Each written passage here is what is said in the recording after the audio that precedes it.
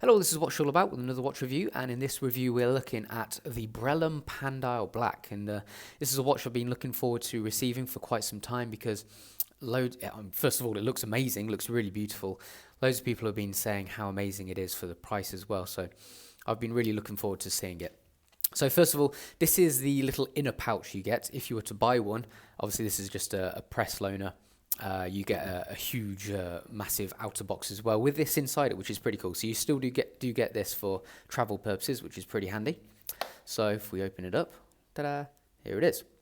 So take the little bit out, open it up, and we move that out the way. So that's a nice little touch that you do get this little travel case with it. Okay, so let's first of all discuss the price then before we get started. So the RRP is Swiss franc 2,490. That equates to about $2,500, or in pounds GBP 1,890. Now, obviously, I don't usually review watches quite this expensive. However, I have done so in the past for watches which are particularly exquisite, particularly good, and still offer very good value for money, because at the end of the day that's what I'm interested in, if a watch offers excellent value for money. So let's have a look at this in closer detail to see then if it does do just that. So first of all, let's discuss the specs. So we have I just put it on. I've got about a 7¼ inch wrist for reference. So we have a 43mm diameter, a height of 16.2 mil, and a lug-to-lug length of 51.5 mil. So I mean, I would say this classes as a sports watch rather than a diver or aviation or anything like that. So for this kind of style watch, I think it's pretty suitable. 43mm diameter. It's actually quite interesting that it's only really the bezel which is 43mm. As you can see, the case itself is set in about 0.5 mil either side, so it wears like a 42mm, which is obviously good for wearability sake. And then the lug-to-lug length 51.5. That isn't outrageous either.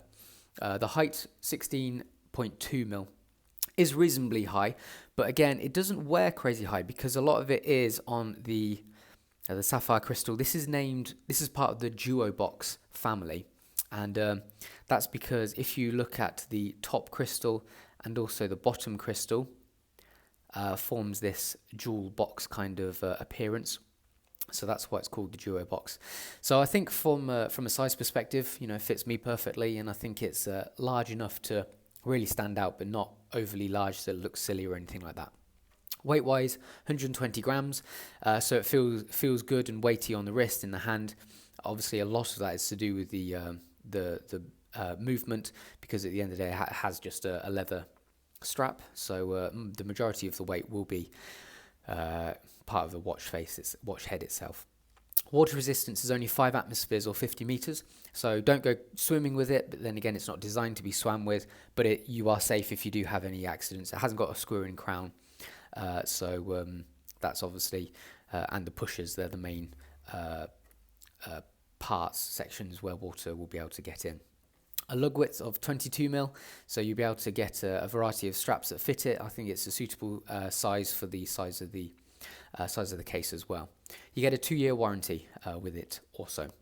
So just discussing the movement, so it is a Valjoux 7750 base, so that is one of the most popular automatic chronographs, but Brellum have done a fair bit of customization to it. Lots of Côtes de Genève, blue screws, etc.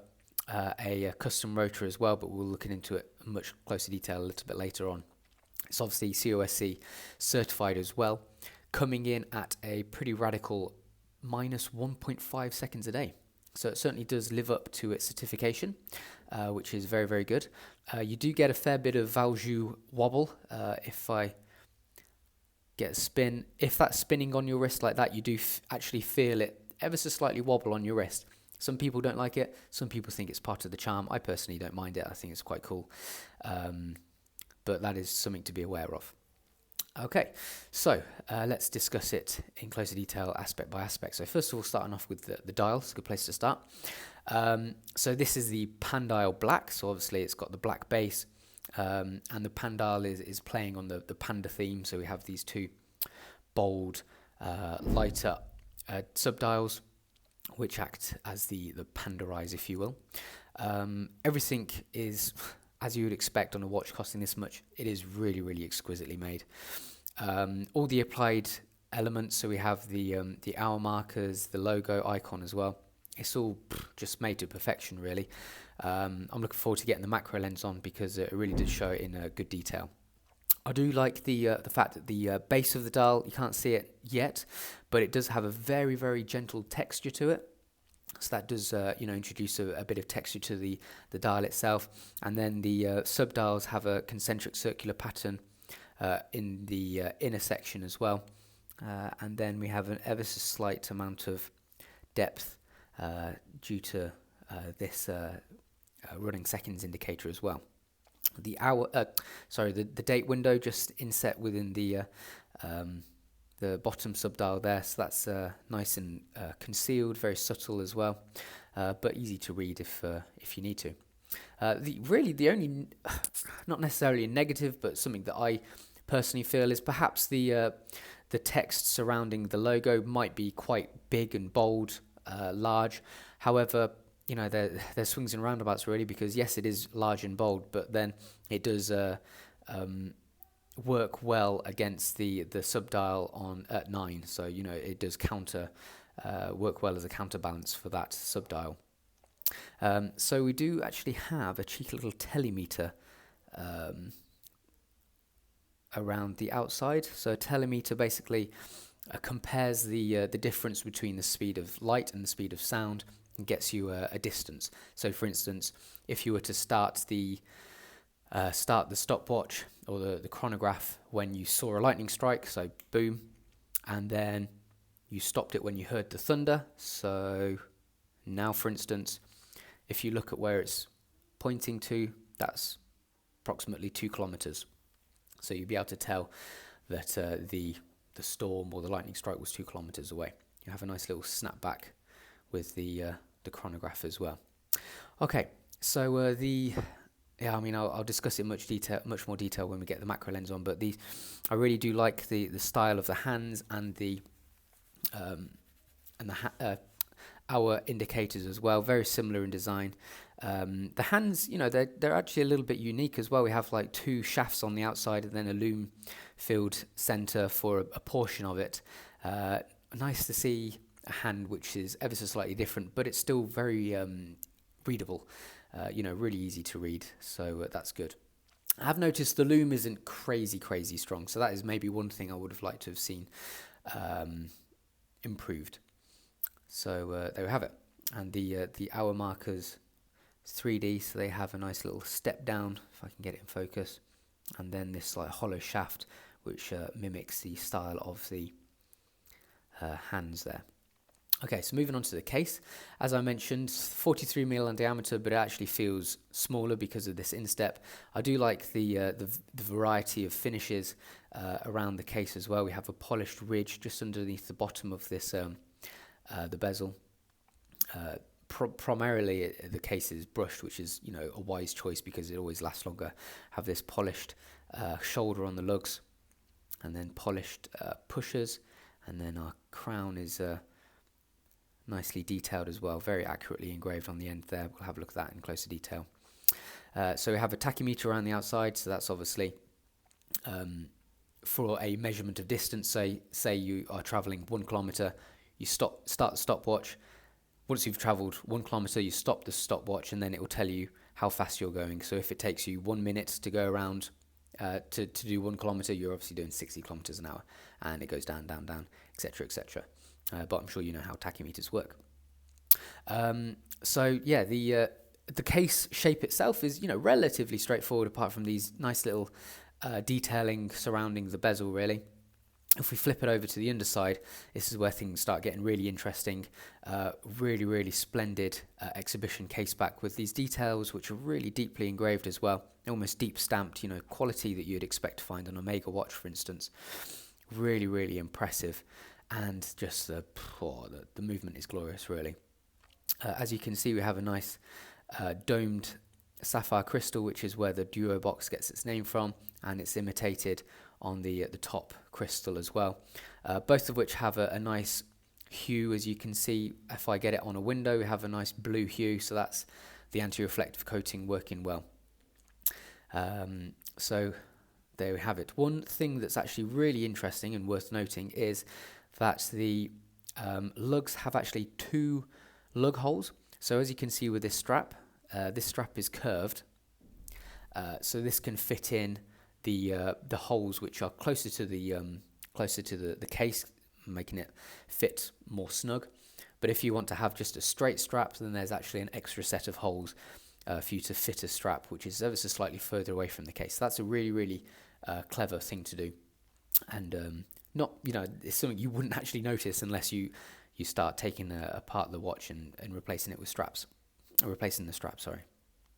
So moving on to the leather strap, then really nice leather, as you can see, decent rugged rustic finish to it, and then cream stitching, which is a nice contrast. Quite a large, so we've got a deployant buckle here with some like Geneva Côte de Genève markings on it, pearlage, released by pressing these 2 buttons. And then if I just pop it on, so we have a reasonably large outer buckle on that. As you can see, it's polished, so it has picked up lots and lots of scratches. This is a press loaner, so perhaps that would have been slightly better being brushed, because it would have lasted a little bit longer. But we still have some, nice little detailing surrounding this, with some little angled sides. So nice and deeply engraved. However, the fact that it's polished does mean it will pick up scratches very, very quickly, very easily. So just moving on to the movement finally then. There we go, there's a Valjoux wobble wibbling away. Wait for it to stop. So we have this beautiful custom rotor. We have their logo, this is the wyvern, which is a dragon-like creature. So that matches the logo found on the dial. And we have this like gold inlay to the engraving as well. I'll get the macro lens on and we'll see it in closer detail. But as you can see, it's just pretty spectacular.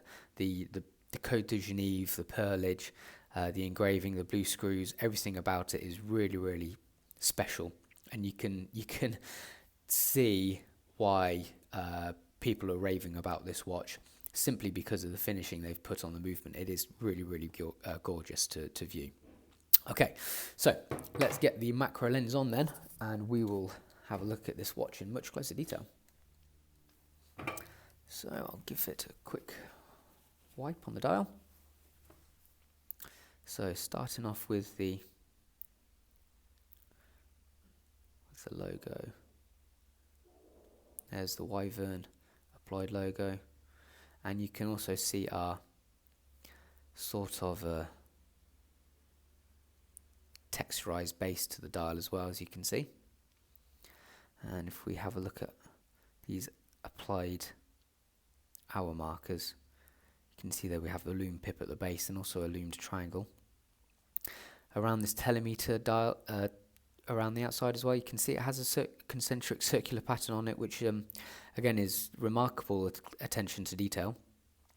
Same kind of concentric circular pattern found on these subdials. And our date window there. And then moving on to our running second hand, again another concentric circular pattern on that, but it's black, so it's really quite difficult to see. However, it's good to see that they've made the effort in putting that on there. So these numbers surrounding the outside, 45, 60, 15 over here, these are actually loomed as well, which is a nice touch. And there's our 30 with our Swiss made at the bottom there. Just having a look at our hands. So you can see they're fully polished, and there's our hollow kind of feel to them with our loom tip.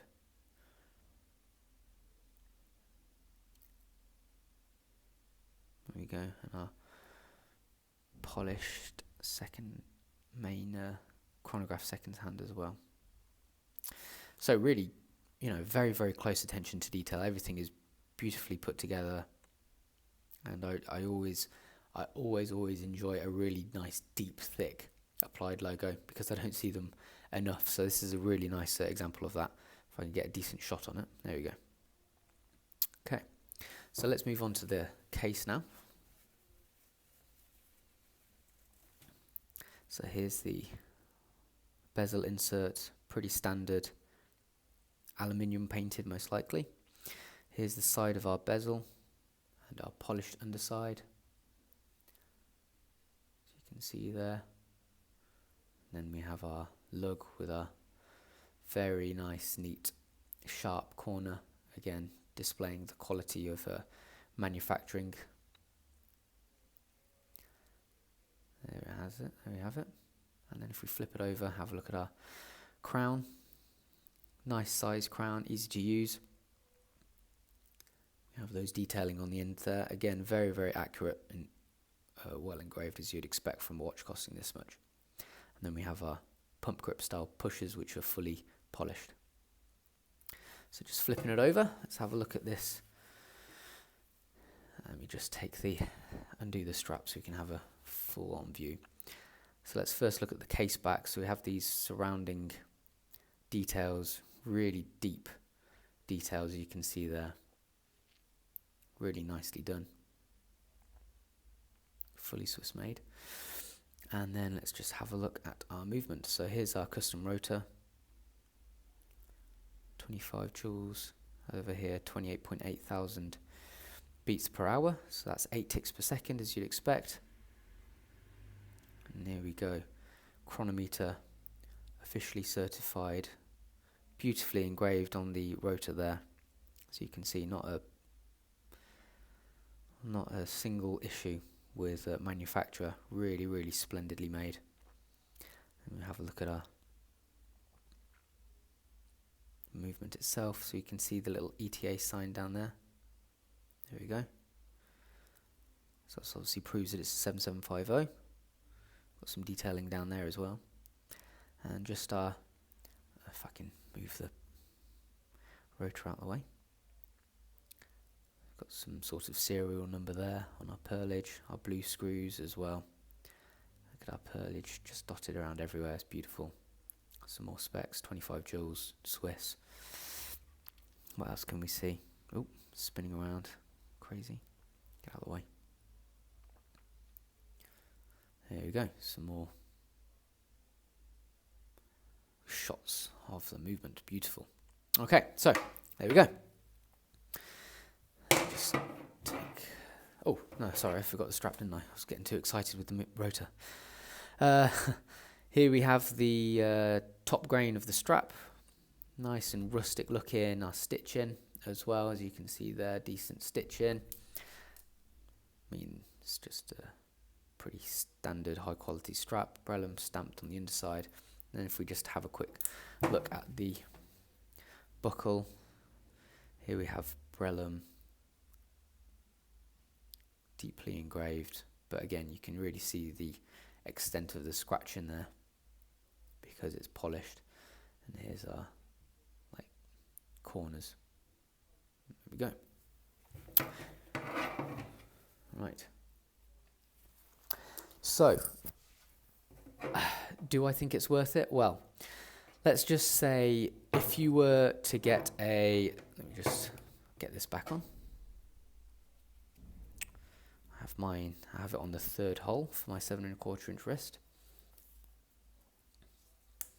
So let's just say you wanted a COSC certified automatic chronograph, fully Swiss made, for under £2,000.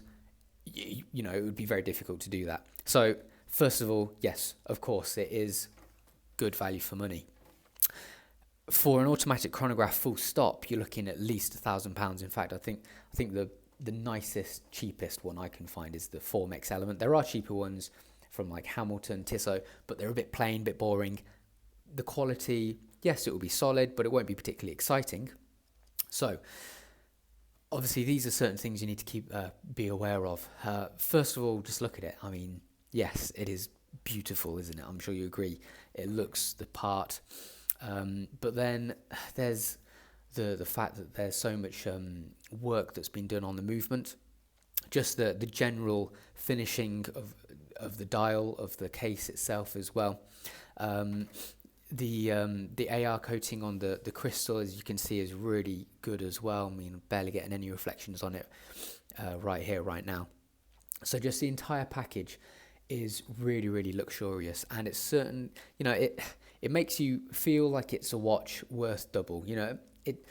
I know it is quite a big statement to say, but you probably are thinking, you would think that this is the same quality as Omega, for instance. Maybe Omega, the AR coating would be a little bit better because the coating on Omegas are spectacular. However, everything else is there. So the Brellums, I'm really, really pleased I've managed to get my hands on one. And I can say that if you are considering a watch in this price bracket, and you want an automatic chronograph, you would be struggled to get a better watch for the money. So really, really enjoyed spending time with it. It just looks beautiful on. It's really, really splendid, well made, well put together. So very highly regarded. So yeah, this has been the Brellum Pandial Black, and that's what it's all about.